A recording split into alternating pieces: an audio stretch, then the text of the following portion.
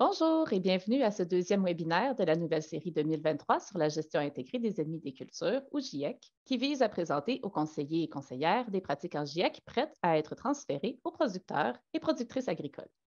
Merci d'être avec nous aujourd'hui pour ce webinaire portant sur le protocole de biosécurité pour les intervenants en production végétale. Tout d'abord, cette activité vous est offerte gratuitement grâce à un financement du Programme de partenariat pour l'innovation en agroalimentaire en vertu du Partenariat canadien pour l'agriculture, entente conclue entre les gouvernements du Canada et du Québec. Pour les agronomes, dans le cadre du règlement sur la formation continue obligatoire des agronomes de l'Ordre des agronomes du Québec, la demande d'accréditation a été faite et l'information sera déposée sur la page Web de l'événement prochainement. Pendant le webinaire, vous pourrez poser des questions à la conférencière au fur et à mesure, mais les questions seront traitées lors de la période prévue à cet effet, soit à la fin du webinaire. Pour poser vos questions, nous vous invitons à utiliser le bouton Q&R, questions-réponses ou Q&A, dans la section en bas de l'écran. Pour le voir, vous devez passer votre souris dessus. Les questions qui n'auront pas été traitées par manque de temps seront envoyées à la conférencière après le webinaire et un document contenant les questions et les réponses sera déposé plus tard sur la page Web dédiée aux participants. Pour les échanges entre participants et les commentaires, nous vous remercions d'utiliser la section clavardage. Pour ceux qui aimeraient obtenir la présentation PowerPoint, celle-ci sera déposée en format PDF sur la page Web dédiée aux participants. Y seront également déposés divers contenus informatifs. Le lien pour y accéder est dans le courriel que vous avez reçu pour le branchement au webinaire. Nous pourrons vous le retourner au besoin. Vous n'avez qu'à vous adresser par courriel au service client du CRAAC. Ce même lien sera également déposé éventuellement sur AgriRéseau à la page Web de l'événement. Pour ceux qui auraient acquitté en cours de webinaire, celui-ci sera capsulé et diffusé sur la chaîne YouTube du CRAAC dans les semaines suivant l'événement. Vous pourrez donc y avoir accès en tout temps.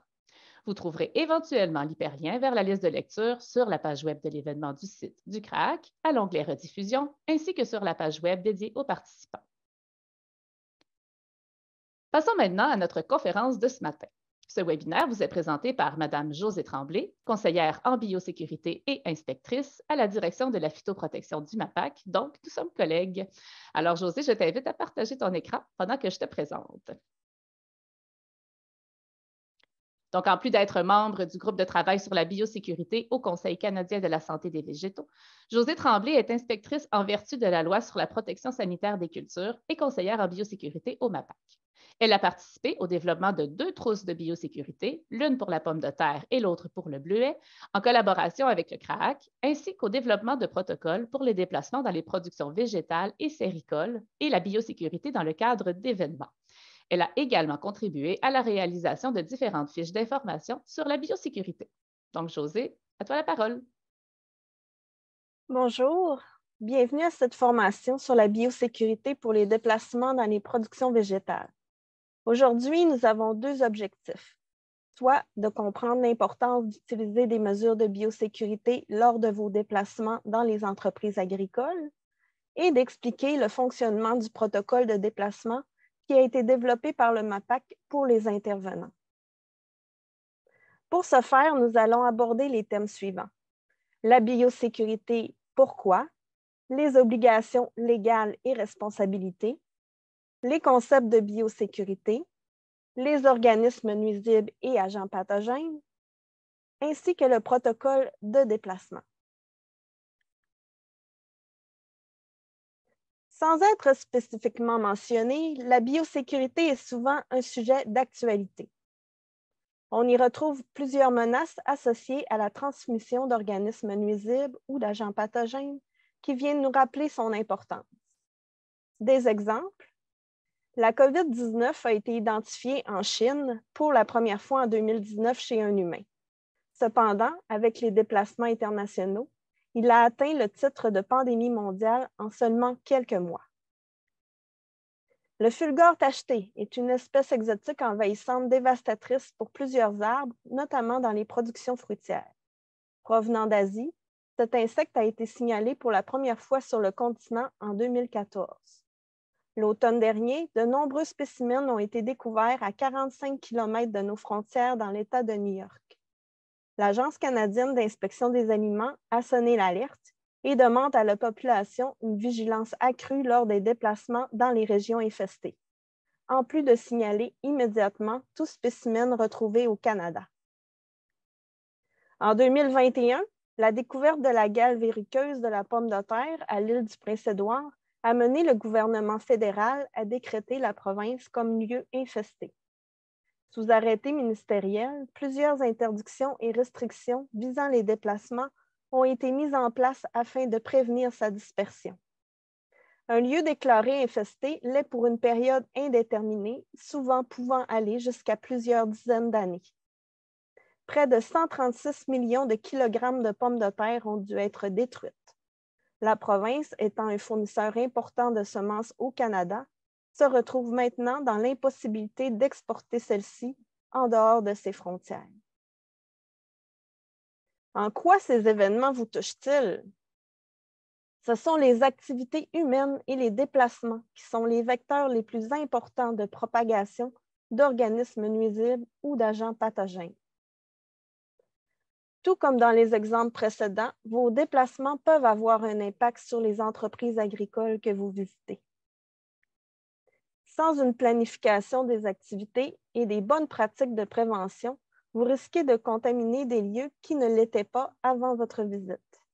Vous pouvez alors mettre en péril la santé des animaux, des végétaux qui s'y trouvent et même votre propre santé. Pour y parvenir, il existe des outils, des mesures et des procédures contribuant à prévenir l'introduction et la propagation de ces organismes. Il s'agit de la biosécurité. À l'égard de la biosécurité, quelles sont vos responsabilités et vos obligations légales? Premièrement, si on parle de la santé des cultures, ce sont les propriétaires et les gestionnaires des entreprises agricoles qui ont l'ultime responsabilité de la protéger, puisque celles-ci leur appartiennent. Ainsi, ils sont responsables de faire connaître aux visiteurs les consignes de biosécurité à respecter, de fournir l'équipement nécessaire pour faire respecter ces consignes et d'interdire l'accès à leurs propriétés aux personnes, machineries, véhicules, équipements, etc., s'ils jugent que ceux-ci peuvent représenter un risque phytosanitaire. Par contre, lorsqu'il est question de protéger l'environnement, les ressources végétales et l'économie du territoire, la responsabilité doit être partagée entre tous. En effet, il faut prendre en compte la biosécurité sous un angle plus large, car nous faisons tous partie d'un écosystème interdépendant. Ainsi, quelles sont les responsabilités des intervenants? Eh bien, connaître les risques, accepter la responsabilité des répercussions potentielles sur l'agriculture et contribuer à réduire les risques par la mise en œuvre de mesures de biosécurité. En plus de ces responsabilités, il y a également des obligations légales tant au provincial qu'au fédéral. Au Québec, ces obligations sont encadrées par la Loi sur la protection sanitaire des cultures.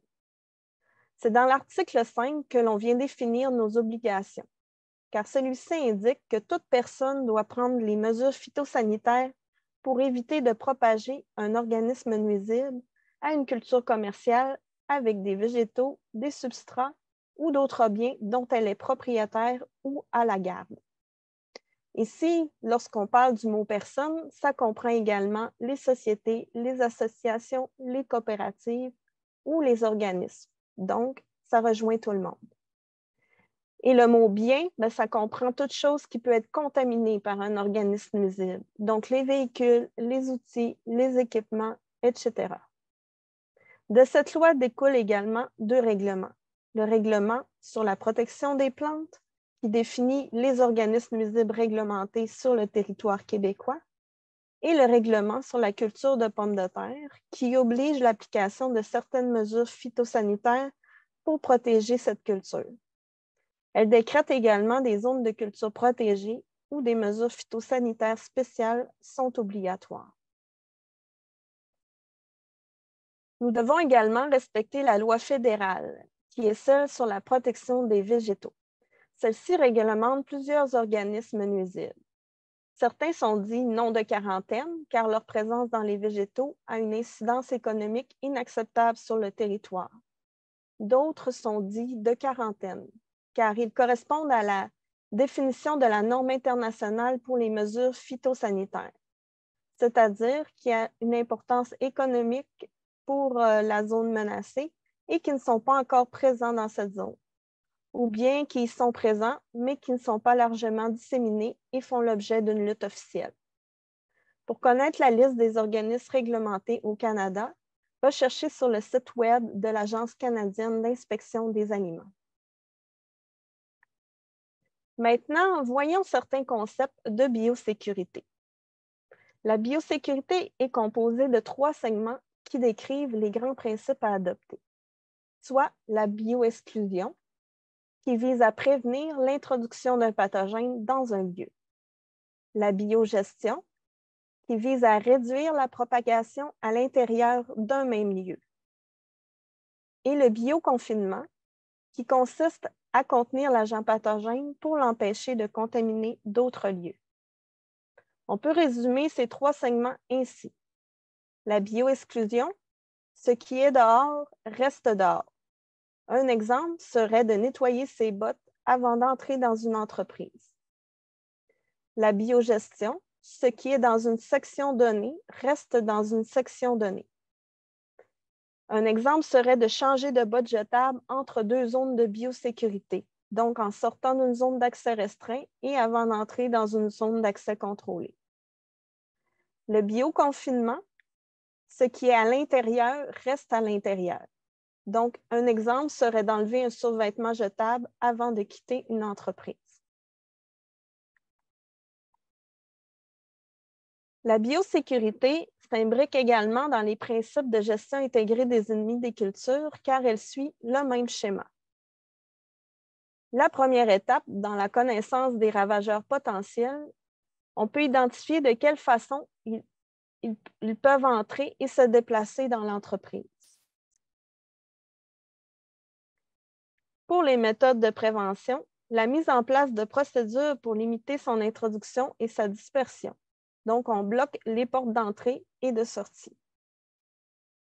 Pour le suivi, on doit connaître l'état de situation des ravageurs potentiels qui sont présents dans l'entreprise. Dans l'intervention, on retrouve les mesures pour contrôler la dispersion d'un ravageur et le confiner.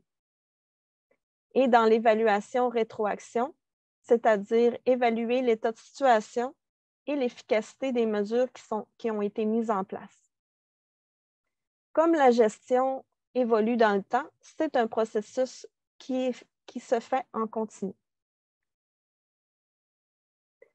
Comme on l'a vu précédemment, la biosécurité vous concerne lorsque vous devez vous rendre dans une ou plusieurs entreprises agricoles. Vous êtes alors susceptible d'être en contact et de propager des organismes nuisibles ou des agents pathogènes comme des insectes, des bactéries, des virus, des champignons, des mauvaises herbes, des nématodes, ainsi que des parasites. Ces organismes nuisibles et agents pathogènes peuvent non seulement affecter la santé des végétaux et des animaux, mais également votre propre santé. En effet, certains agents pathogènes peuvent être transmissibles à la fois aux animaux et aux humains, comme par exemple la salmonella du blin, la COVID-19, la grippe aviaire, l'influenza porcine, la maladie de Lyme, la fièvre Q et bien d'autres. C'est ce qu'on appelle des zoonoses.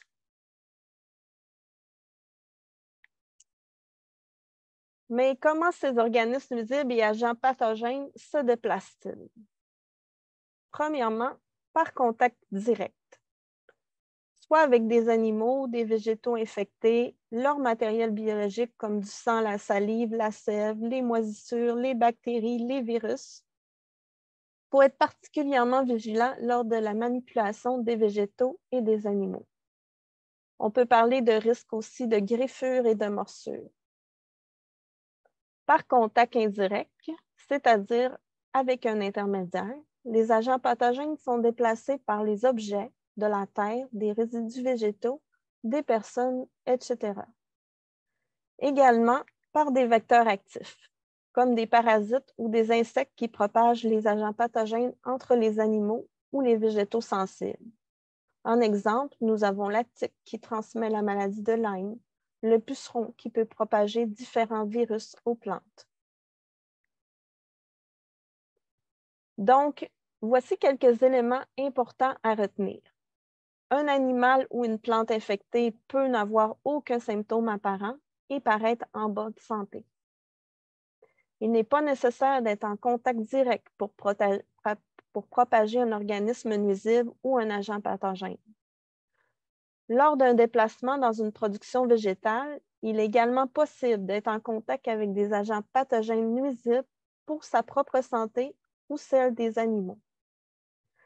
Un exemple, des fientes d'oiseaux migrateurs qui peuvent transmettre la grippe aviaire, des tiques, les griffures, les morsures d'animaux de compagnie, etc. C'est pourquoi il faut rester vigilant. Pour vous aider à gérer la biosécurité en production végétale, voici un protocole de déplacement qui a été développé pour les intervenants. Vous pouvez le retrouver gratuitement sur le site Internet du MAPAC dans la section « Protection des cultures » sous l'onglet « Organismes nuisibles réglementés ». Pour l'utiliser, il faut savoir que le protocole est bâti comme des fiches mémoire. Ainsi, on peut imprimer les fiches individuellement pour les emporter dans la voiture ou au bureau.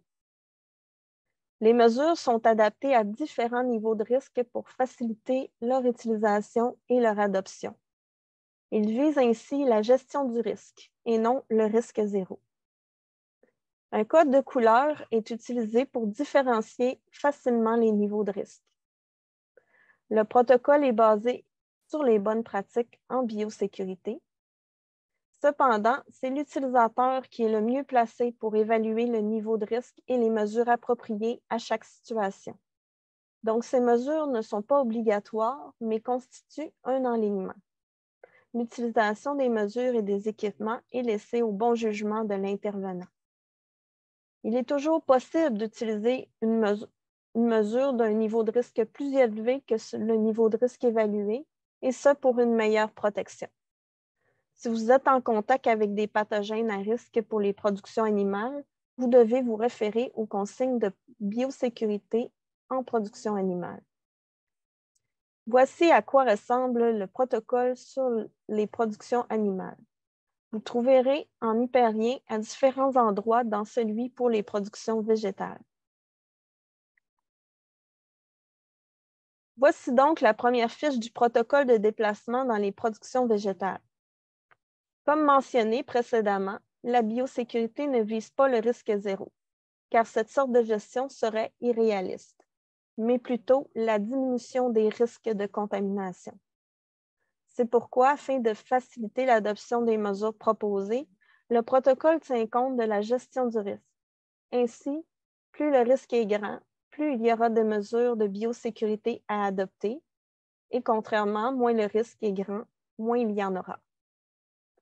La première fiche permet donc de faire l'évaluation du risque selon 4 niveaux, soit de base, de routine, accru et de confinement. Un code de couleur utilisé à travers tout le document permet d'associer chaque mesure proposée au niveau de risque à laquelle elle appartient. On retrouve donc le vert pour le risque de base, le jaune pour celui de routine, le orange pour accru et le rouge pour celui de confinement. Les mesures indiquées en violet ne sont pas intégrées dans les niveaux de risque, mais sont des mesures supplémentaires qui peuvent être utilisées au besoin pour renforcer la biosécurité. Ensuite, on retrouve une brève description du risque associé à chacun des niveaux. Afin de déterminer dans quel niveau la visite se situe, il y a certains facteurs à considérer qui sont décrits ici. De plus, il faut évaluer le danger du ravageur pour la culture et la possibilité de sa présence sur les lieux ou à proximité. Donc, si on prend le niveau de base en vert, on se situe dans un niveau de risque faible.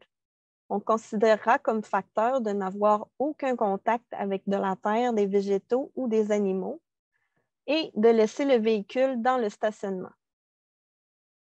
De plus, il n'y a pas d'organisme nuisible présent ou soupçonné dans l'entreprise qui correspond au niveau accru ou de confinement. Ce niveau correspond par exemple à une visite chez un producteur pour lui parler, aller à son bureau, lui faire signer des papiers. Pour le niveau de routine, on se situe dans un risque modéré. Les contacts avec la culture ou les animaux sont limités, ce qui correspond à des entrées brèves dans le champ ou encore une visite au printemps lorsque les plants ne sont pas très développés et qu'il y a absence de graines. Le véhicule peut circuler dans les champs, mais en conditions sèches.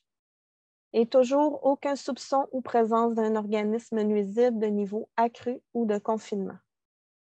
Ce niveau peut correspondre à un relevé de piège au bord d'une culture, une vérification de l'état général d'un champ, la prise de photos. Au niveau accru, on correspond à un risque élevé. On parle des entreprises qui ont des productions animales ou réglementées, comme celle de la pomme de terre. Lorsque le contact est prolongé avec une culture ou des animaux, par exemple, une journée de dépistage, des prises d'échantillons dans les champs ou traverser des pâturages. Lorsqu'on se promène avec son véhicule sur des chemins boueux ou qu'on entre avec celui-ci dans la culture. Il arrive fréquemment de devoir se virer dans le champ pour repartir ou encore, même quelquefois en grande culture, le chemin de fer est lui-même ensemencé. Lorsqu'on entre dans une zone d'accès contrôlé de l'entreprise, à ce moment, l'entreprise demandera de respecter les mesures de biosécurité qu'il a mises en place dans cette zone. Il existe différentes affiches pour identifier les zones d'accès contrôlées. En voici un exemple. Pour ce niveau, on parle de la présence soupçonnée ou confirmée, soit d'organismes nuisibles qui peuvent causer des pertes économiques importantes à l'entreprise, qu'ils soient réglementés ou non, comme, si on veut, la cécidomie du chou-fleur ou le nématode Achis du soya. Des mauvaises herbes problématiques pour la culture visée, d'organismes réglementés au fédéral ou au provincial. Pour le dernier niveau, celui de confinement, il s'agit d'un risque très élevé. Comme il est difficile de prévoir tous les moyens de lutte nécessaires, il est possible que certaines consignes supplémentaires doivent être respectées que celles qui figurent dans ce protocole.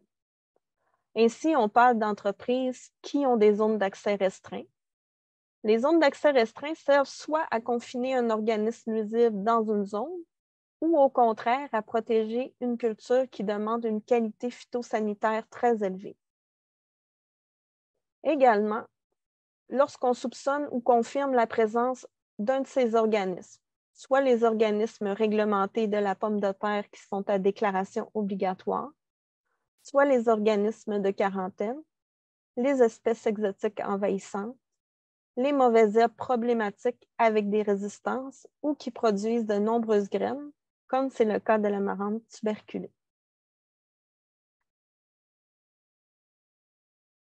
Ainsi, pour pouvoir respecter ces mesures de biosécurité qui vont être proposées, plusieurs équipements vont être nécessaires. On retrouve le classement par couleur pour mieux visualiser et se préparer adéquatement. Plus on augmente dans le niveau de risque et plus on ajoute des équipements. Donc, pour le niveau accru, soit orange, il est nécessaire d'avoir les équipements des niveaux verts et jaunes également.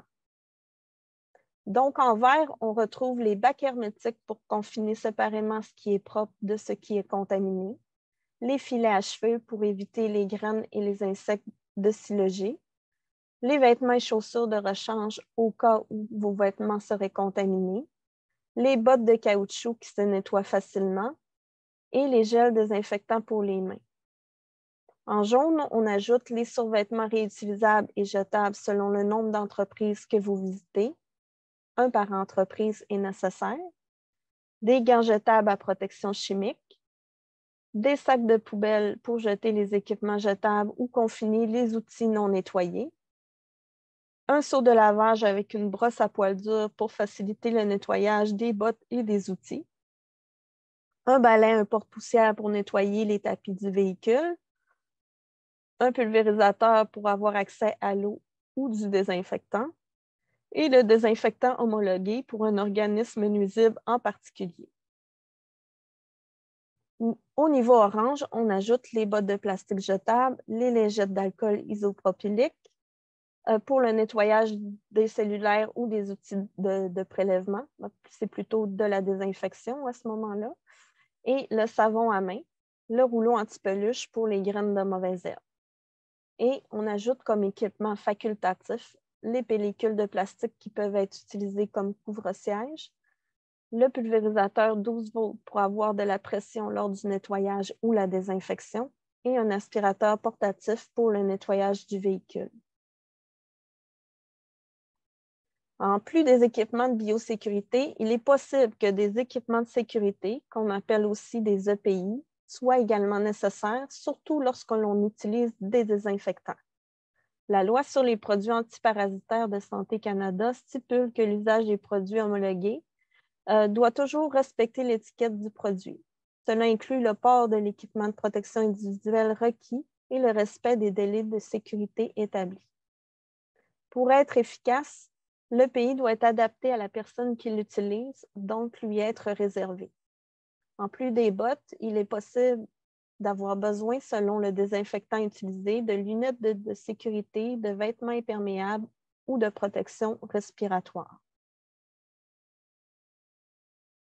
Vous remarquerez que dans le protocole, cette fiche vient tout de suite après l'évaluation du niveau de risque que l'on a vu tout à l'heure.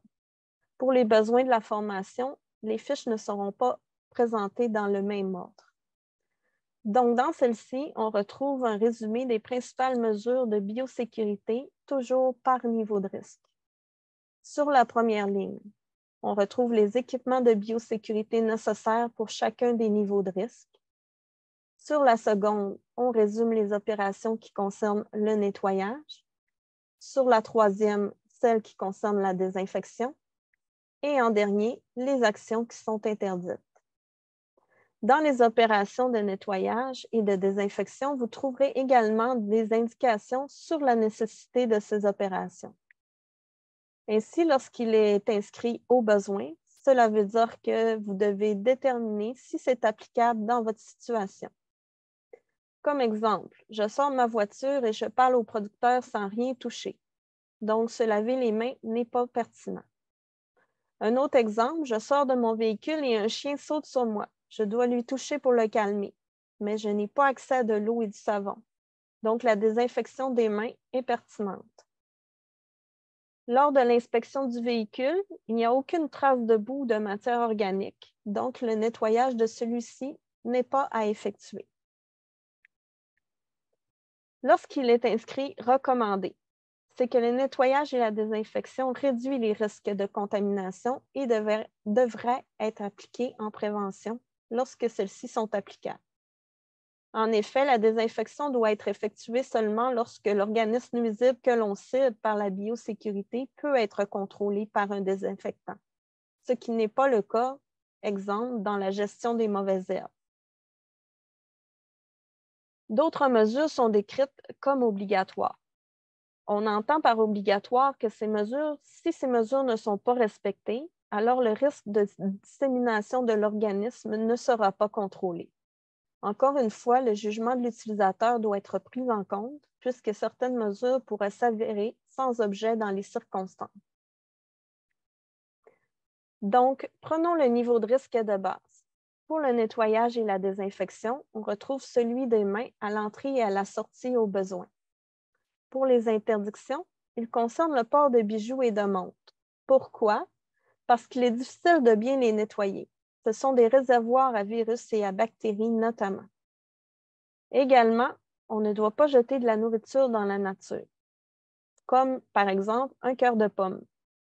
Enfin, on peut penser que c'est écologique de le faire, mais il faut se rappeler que les aliments que nous mangeons proviennent de partout dans le monde. Ils peuvent donc introduire de nouveaux organismes nuisibles qui proviennent de ces régions ou également en attirer sur les lieux.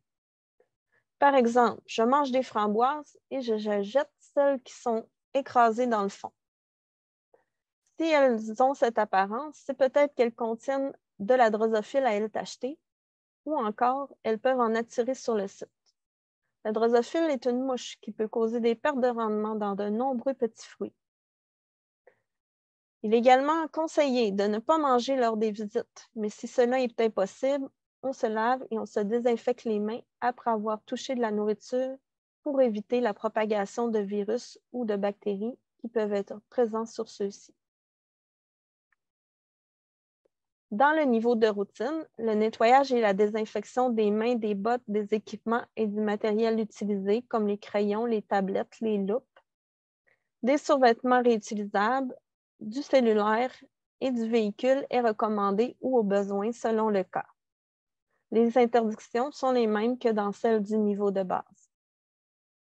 Au niveau accru, on retrouve les mêmes mesures que dans celui de routine. Cependant, il y a plus de mesures qui sont recommandées. De plus, on ajoute certaines fréquences, comme la désinfection du cellulaire à chaque utilisation ou du couteau et sécateur à chaque échantillon. On ajoute aussi l'utilisation d'un rouleau anti-peluche.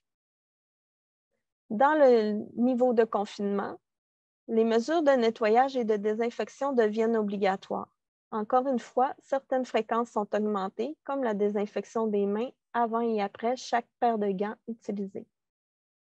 Pour les interdictions, on ajoute le port d'un survêtement réutilisable et l'utilisation d'un cellulaire.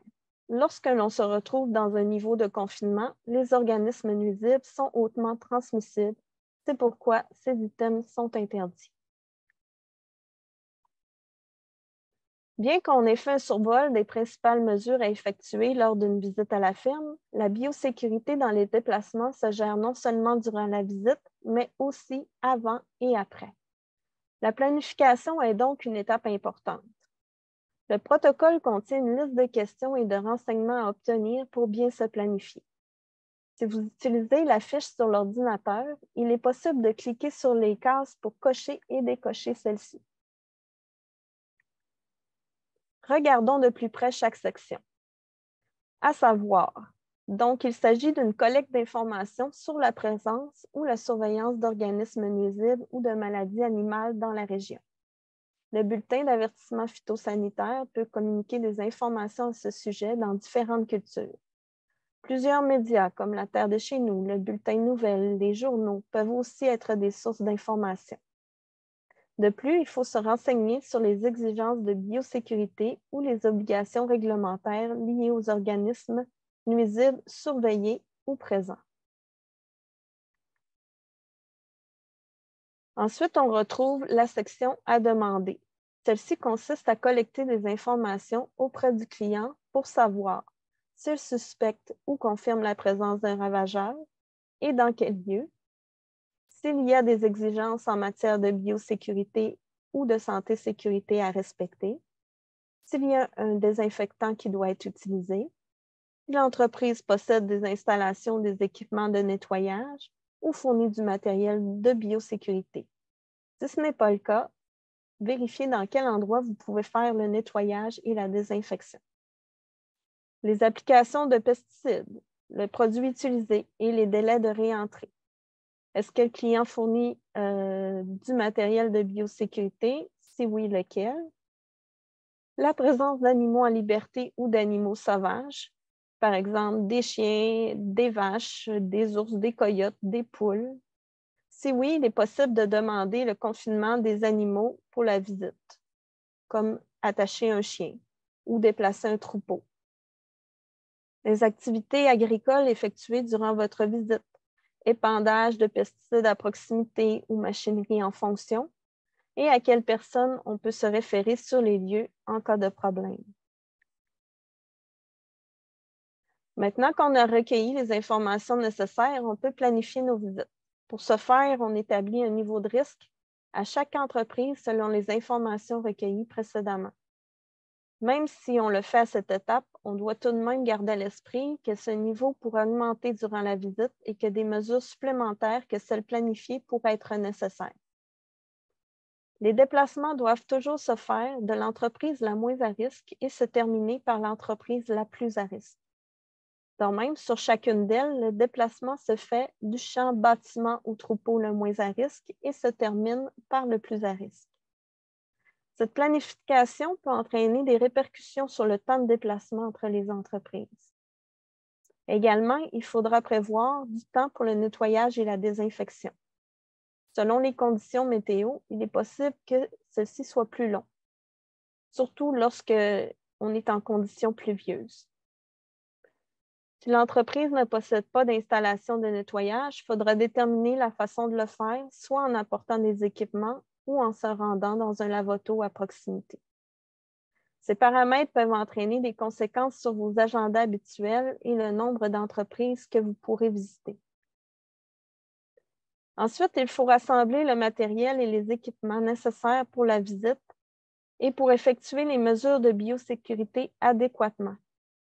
Il est plus prudent de prévoir des équipements d'un niveau de biosécurité plus élevé, car celui-ci peut changer lors de la découverte sur place d'organismes nuisibles ou le changement des conditions météo.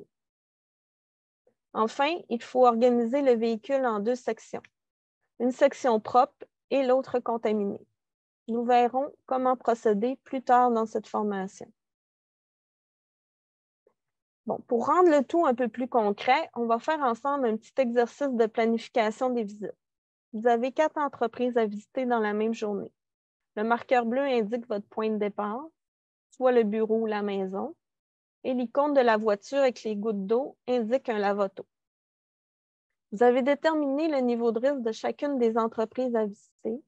Donc, le marqueur vert situe l'entreprise dans le niveau de base, le jaune dans celui de routine et les marqueurs rouges dans celle de confinement. Dans le premier encadré, on peut s'apercevoir que le parcours en bleu est un parcours qui met à risque l'entreprise jaune, puisqu'on est allé dans un milieu à risque très élevé juste avant. Si on planifie la journée en fonction des règles de biosécurité, alors le parcours devra être planifié de cette façon. Soit l'entreprise vert en premier, la jaune, ensuite les 2 rouges, puis retour au bureau ou à la maison. Cependant, si on ajoute des informations supplémentaires, soit qu'aucune des entreprises ne possède d'installation de nettoyage, que les conditions météo sont ensoleillées pour la semaine, et que le véhicule n'aura pas à être nettoyé entre l'entreprise jaune et rouge. Alors, le parcours sera modifié comme suit. Point de départ en bleu au point vert, ensuite au point jaune, continue vers le point rouge à droite et on s'arrête au lave-auto sur la route avant de se rendre au 2e point rouge à gauche. Et si cependant, on doit retourner au lave-auto à la sortie de la 2e entreprise en rouge. Puis, quand on a terminé le nettoyage et la désinfection, on peut se rendre au bureau ou à la maison. Cet exercice nous permet de constater que notre cueillette d'informations peut avoir une incidence sur le temps de déplacement nécessaire pour respecter la biosécurité. Dernière étape de la planification, c'est l'évaluation de votre état de santé. Comme mentionné précédemment, plusieurs pathogènes peuvent être transmis à des animaux ou à des plantes. Ainsi, vous pouvez vous-même en être un vecteur. Donc, il est préférable de reporter votre visite lorsque vous avez des symptômes d'une maladie contagieuse ou si vous avez été en contact avec quelqu'un qui a reçu un tel diagnostic. N'oubliez pas que même sans symptômes, vous pouvez être porteur de certaines maladies. Nous sommes maintenant prêts à nous rendre dans l'entreprise. Voyons maintenant plus en détail les mesures à effectuer durant la visite. Vous remarquerez que contrairement à la fiche de planification, les cases à cocher ont des couleurs. Celles-ci se réfèrent à chacun des niveaux de risque du tableau. Ainsi, les cases vertes sont des mesures de base qui doivent toujours être effectuées. Pour le niveau de risque de routine, on applique donc les mesures en vert et en jaune. Et pour le niveau accru, on applique les mesures en vert, en jaune et en orange. Les cases violettes sont les mesures facultatives qui renforcent la biosécurité. Aussi, il n'y a pas de case rouge dans cette fiche. En effet, il y a des mesures supplémentaires à celles inscrites en orange Cependant, il se retrouve dans le niveau du tableau qu'on en a vu précédemment. Cela concerne surtout la fréquence des mesures et l'obligation de celle-ci. Regardons donc la section à l'arrivée. On stationne son véhicule dans la zone de stationnement ou à moins de 30 mètres des bâtiments, loin des sorties d'air, pour éviter la contamination par aérosol. On procède aux mesures déjà vues dans le tableau de nettoyage-désinfection et on enfile les équipements requis. Ensuite, on signale son arrivée et on respecte les consignes de biosécurité destinées aux visiteurs s'il y en a. Dans la section 2, lorsqu'on circule dans le champ, il est possible de mettre une pellicule de plastique comme couvre-siège. Cela permet d'entrer et de sortir fréquemment du véhicule sans le contaminer ou sans avoir à changer de survêtement. On suit l'ordre de déplacement des endroits les moins à risque vers les plus à risque en conduisant lentement, les fenêtres fermées et en évitant les trous d'eau, la boue et le fumier. On circule sur les chemins appartenant à l'entreprise seulement, pas chez les voisins, et on évite le plus possible d'entrer dans la culture. On évite également tout contact avec les animaux si le travail ne l'exige pas. On applique des mesures du tableau selon le niveau de risque, changement de gants, nettoyage, désinfection entre les champs, etc. Troisième étape, la sortie. Avant de quitter les lieux, toujours suivre les directives de biosécurité s'il y en a et ceux décrites dans le tableau précédemment. Emballez vos échantillons de façon étanche. Retirez vos équipements de biosécurité en prenant garde de ne pas contaminer et placez-les dans un sac poubelle ou dans le bac contaminé. Jetez la pellicule de plastique utilisée comme couvre-siège. Placez le matériel réutilisable dans le bac contaminé jusqu'au nettoyage de celui-ci. Si le nettoyage et désinfection du véhicule et des outils ne peut pas être fait à la sortie de l'entreprise, il doit être fait avant de se rendre dans une autre. Au retour, on procède au nettoyage des survêtements réutilisables, on nettoie et désinfecte le bac pour matériel contaminé et on vérifie l'inventaire du matériel de biosécurité pour regarnir le véhicule au besoin. Enfin, on jette les sacs de poubelle. Pour gérer la biosécurité lors des déplacements, on doit séparer le véhicule en deux sections, une propre et l'autre contaminée. Ceci évite la contamination du matériel propre avec celui qui a été utilisé dans la journée. La fiche du protocole sert d'aide-mémoire pour se rappeler dans quelle section déposer le matériel. Pour mieux le visualiser, voici la section propre qui correspond à l'intérieur du véhicule, soit l'habitacle. La section contaminée correspond tant qu'à elle au coffre de la voiture ou à la boîte d'un camion. Pour la section propre, on utilise l'espace à l'arrière du véhicule ou celui du passager pour déposer le matériel propre. On y retrouve les items qui ne doivent pas se contaminer. On vérifie les semelles de ces chaussures avant d'entrer dans le véhicule et on les nettoie au besoin. Le coffre est la zone potentiellement contaminée de la voiture. C'est à cet endroit qu'on va déposer tout le matériel servant au nettoyage et à la désinfection, celui servant à confiner ce qui est contaminé et les échantillons et glaciaires. En l'absence de coffre, il faut prévoir dans l'habitacle 2 contenants hermétiques de plastique qui serviront de zone propre et de zone souillée. On les disposera séparément en avant et en arrière comme ceci pour éviter la contamination. Donc, si on récapitule la gestion de la biosécurité avant, pendant et après, avant la visite, on recueille l'information, on planifie l'itinéraire, on planifie les équipements et on sépare la voiture en 2 zones. À l'arrivée, on détermine le niveau de risque si celui doit être modifié. On se lave les mains, on enfile les équipements de biosécurité. À la sortie, c'est le lavage et la désinfection des équipements et du véhicule et on enlève nos équipements de biosécurité. Et enfin, au retour, on procède au lavage des vêtements réutilisables, des bacs contaminés et on les regarnit au besoin. Maintenant, quand et comment on doit faire les opérations de nettoyage et de désinfection? Pour l'opération de nettoyage, plusieurs outils peuvent être utilisés selon le cas. La balayeuse, le lavage à pression, le lavage à l'eau, le balai ou la brosse. L'opération sert à éliminer toute trace de terre, de fumier, de matière organique qui peuvent transporter des organismes nuisibles. Donc, on procède au nettoyage de tout ce qui est souillé ou de tout ce qui a été utilisé dans l'entreprise, les équipements, le matériel, les vêtements, les chaussures. Pour le véhicule, il ne faut pas négliger l'intérieur et l'extérieur. Donc, les endroits critiques sont sous les ailes, les pneus, les marchepieds et le dessous du véhicule. De plus, l'intérieur des portières, les tapis, les pédales, le volant, le bras de vitesse et les autres accessoires touchés. La boîte du camion et le coffre de la voiture sont également des endroits souvent contaminés. Quand est-ce que c'est nécessaire de faire le nettoyage? Lorsque la terre et le fumier, les matières organiques sont visibles, lorsque le véhicule a circulé sur les chemins de ferme ou est entré dans une culture, lorsque la présence d'un organisme nuisible est connue ou surveillée dans le secteur, lorsque le plan de biosécurité de l'entreprise l'exige, lorsqu'une maladie animale est connue ou surveillée dans le secteur et lorsque une désinfection est requise.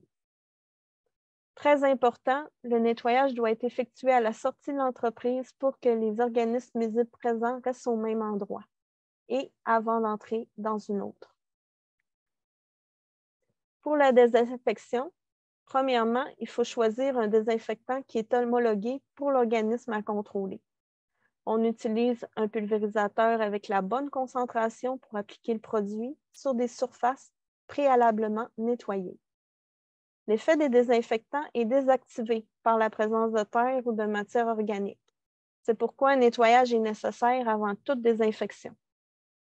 Suivre les indications de l'étiquette pour la concentration, le temps de contact et l'équipement de sécurité à utiliser. Désinfecter l'intérieur et l'extérieur du véhicule selon les mêmes points critiques indiqués au nettoyage, ainsi que l'équipement, le matériel et les vêtements et chaussures. Quand est-ce que la désinfection est nécessaire? C'est lorsqu'il s'agit d'une exigence de l'entreprise ou du secteur de production, lorsqu'il existe un risque de contamination par un organisme nuisible qui peut être contrôlé par de la désinfection, et lorsqu'il existe un risque de contamination par des zoonoses.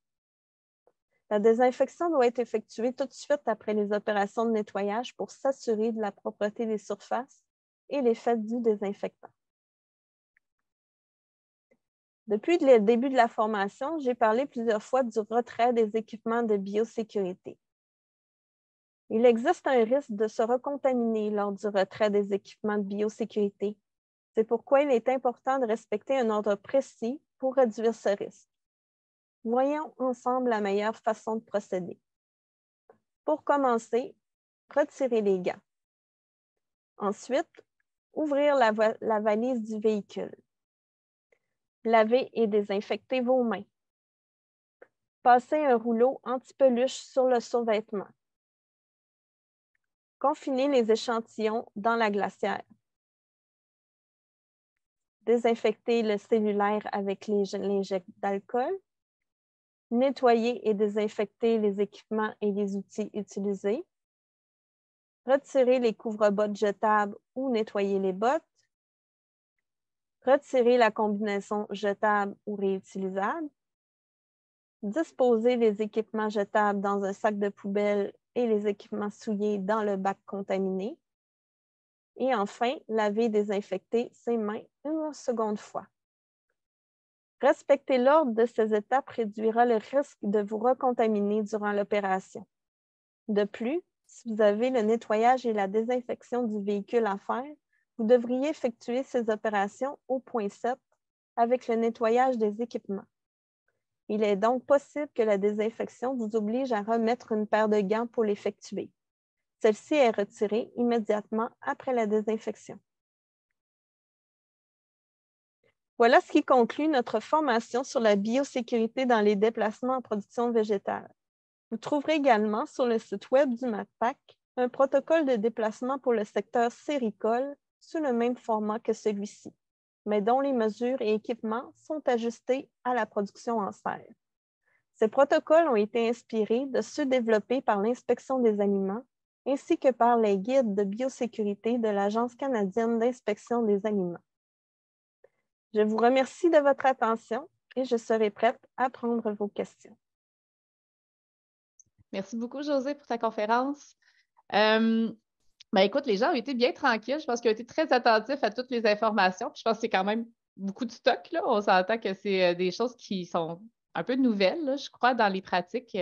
Donc, c'est sûr que on va lancer le bal. De toute façon, nous, on en a plusieurs à notre niveau.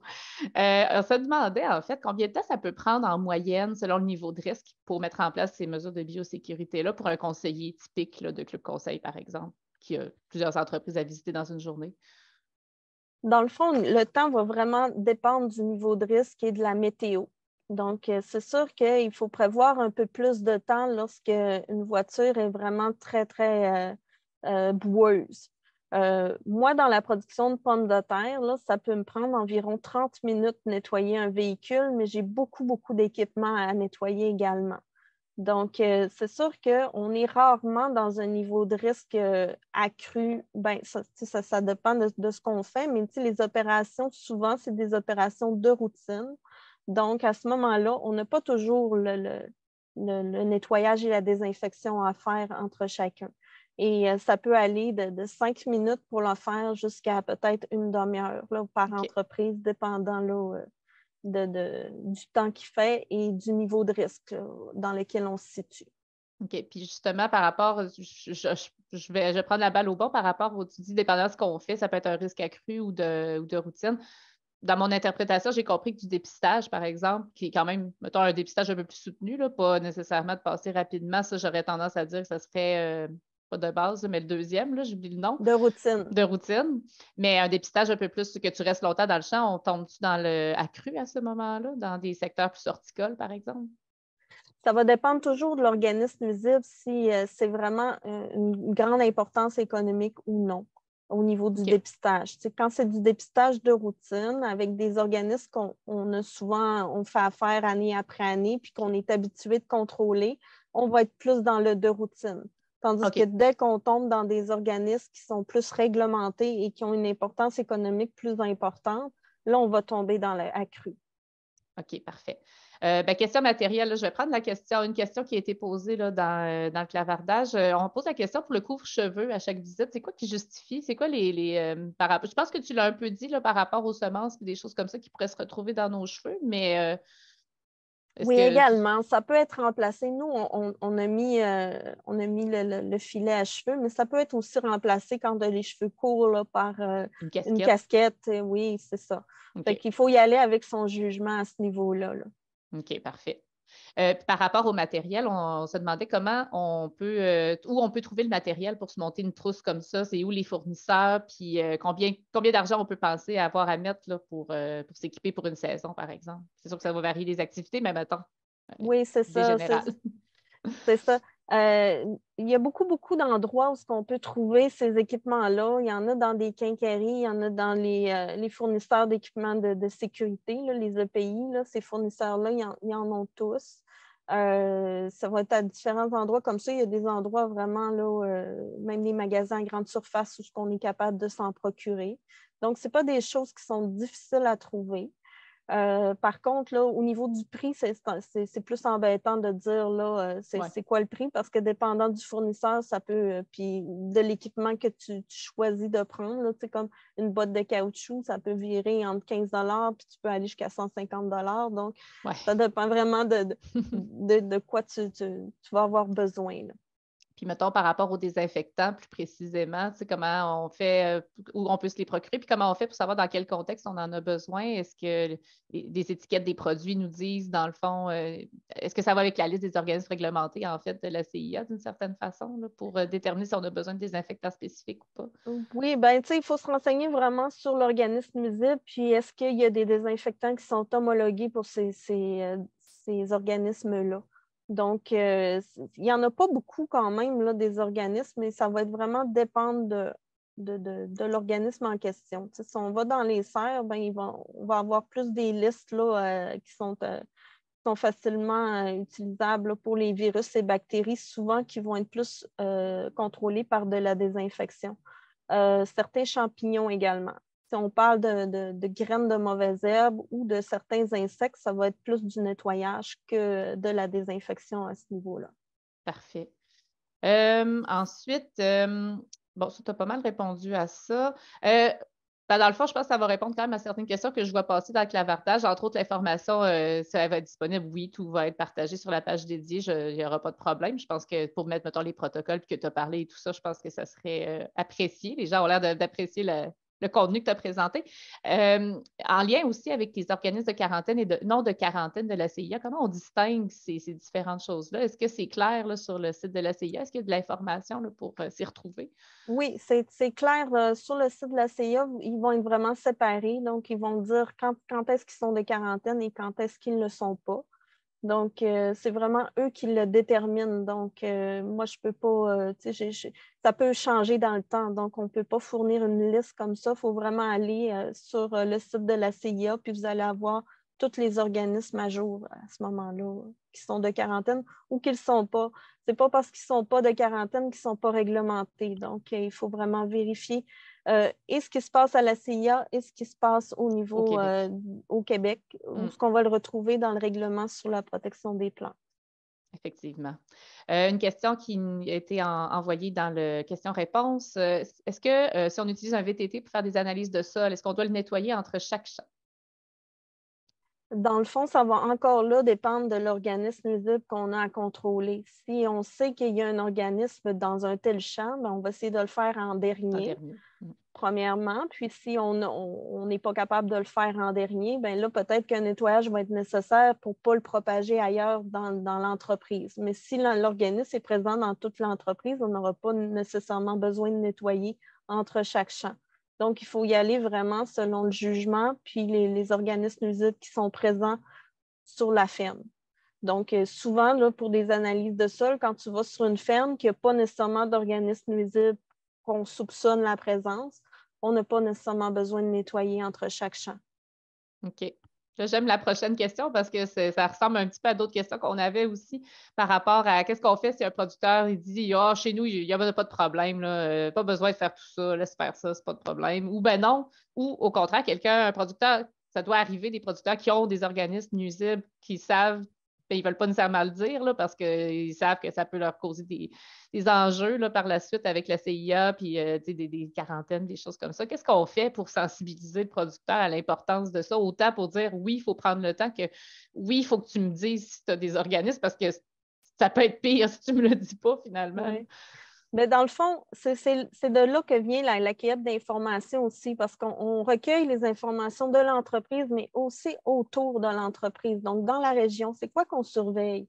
T'sais, on surveille un organisme qu'on sait qu'il y en a dans les environs, puis qu'on pourrait en trouver, même si le producteur dit j'en ai pas chez moi, bien, il faut considérer qui peut y en avoir. Donc, à ce moment-là, on va faire des mesures de biosécurité plus importantes.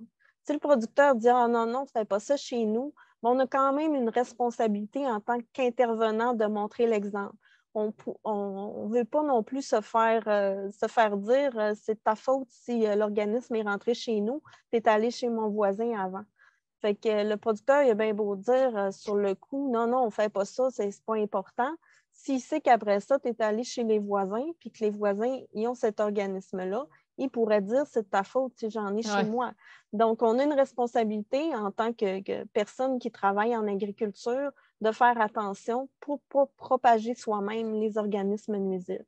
Donc, ce n'est pas une question que l'entreprise, peut-être qu'il n'y a aucune mesure, lui, implantée chez lui, mais même si lui, il n'y a aucune mesure, ça ne veut pas dire que nous, on n'a pas une responsabilité d'en faire. Excellent. Peut-être pour conclure, une dernière question. En production végétale, plus de champs, ce serait quoi un organisme nuisible à prioriser pour l'application des mesures de biosécurité? Mettons qu'on en a plusieurs, j'ai l'impression, là, mais ça dépend. J'imagine que c'est, mettons, s'il y en a un à nommer là, qui serait plus à surveiller, mais encore là, c'est sûr que c'est varié. Je ne suis pas certaine, je comprends bien la question. Là. Ça va dépendre du secteur de production. Là. Chaque secteur a ses problématiques.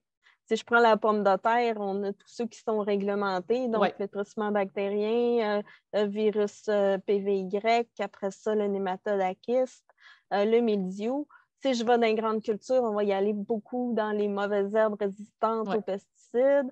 Après ça, on va y aller nématode à kyste du soya qu'on ne veut pas avoir. Après ça, cécidomie du chou-fleur qui n'est pas non plus intéressante à avoir.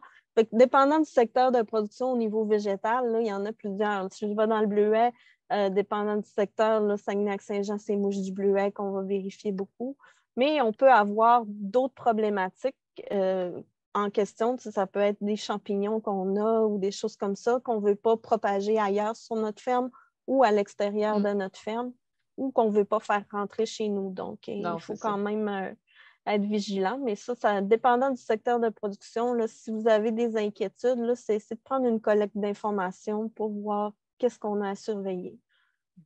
Écoute, je pense que ça conclut bien. Vraiment, les gens, en tout cas, j'ai vu passer rapidement, mais les gens ont l'air d'avoir vraiment apprécié ta présentation. Puis les gens sont très intéressés à avoir les documents pour les prendre à tête reposée puis les consulter attentivement. Fait que je pense qu'on a mission accomplie pour faire de la sensibilisation sur la biosécurité ce matin. Merci beaucoup, Josée.